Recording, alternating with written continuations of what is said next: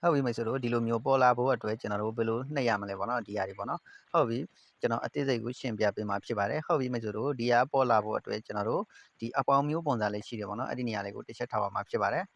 ဟုတ်ပြီမိတ်ဆွေတို့ဒီနေရာရောက်လာလို့ရှိရင်ကျွန်တော်တို့ဗီဒီယိုရဲ့တင်းနေအတိုင်းပေါ့နော်ကျွန်တော်တို့ဒီမှာနှိပ်ရမှာဖြစ်ပါတယ်ဟုတ်ပြီကျွန်တော်နှိပ်လိုက်မယ်ဟုတ်ပြီမိတ်ဆွေတို့ကပုံတင်မလားဗီဒီယိုတင်မလားပေါ့နော်ကျွန်တော်ပုံတစ်ပုံကိုရွေးလိုက်မယ်ဟုတ်ပြီအဲ့ဒါပြီးပါလို့ရှိရင် next ကိုနှိပ်လိုက်မယ်ဟုတ်ပြီမိတ်ဆွေတို့ဒီနေရာရောက်လာလို့ရှိရင် URL story နေရာလေးကိုနှိပ်ရမှာဖြစ်ပါတယ်ဒီမှာပေါ့နော်ဟုတ်ပြီကျွန်တော်နှိပ်လိုက်မယ်ဟုတ်ပြီမိတ်ဆွေတို့ကျွန်တော်တို့ story တင်ပေးပါပြီပေါ့နော်ဟုတ်ပြီကျွန်တော်ဒီနေရာလေးကိုတစ်ချက်ထောက်လိုက်မယ်ဒီမှာပေါ့နော်ဟုတ်ပြီမိတ်ဆွေတို့ဒီနေရာရောက်လာလို့ရှိရင်ဒီမှာအုပ်စုံမှာပေါ့နော်ကျေမျိုးပုံစံလေးရှိတယ်ပေါ့နော်အဲ့ဒီနေရာလေးကိုကျွန်တော်တို့တစ်ချက်ထောက်ပါမှာဖြစ်ပါတယ်ဟုတ်ပြီကျွန်တော်ပြမယ်ဒီမှာပေါ့နော်ဟုတ်ပြီမိတ်ဆွေတို့ဒီမှာပေါ့နော် next ဆိုတဲ့နေရာလေးကိုနှိပ်လိုက်မယ်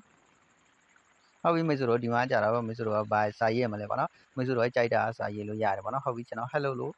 ရေးလိုက်မယ် view on profile ဆိုတဲ့နေရာလေးကိုနှိပ်လိုက်မယ်ဒီနေရာလေးပေါ့နော်ဟုတ်ပြီအဲ့ဒါနှိပ်လာလို့ရှိရင်ဒီမှာမိတ်ဆွေတို့ကကြည့်လို့ရတယ်ပေါ့နော်ဒီမှာပေါ်လာပြီပေါ့နော်ဒီမှာပေါ့နော်ဟုတ်ပြီမိတ်ဆွေတို့ကျွန်တော်ရဲ့ YouTube channel ကိုအခုဒီ subscribe မလုပ်လဲ subscribe လေးလုပ်ထားပါ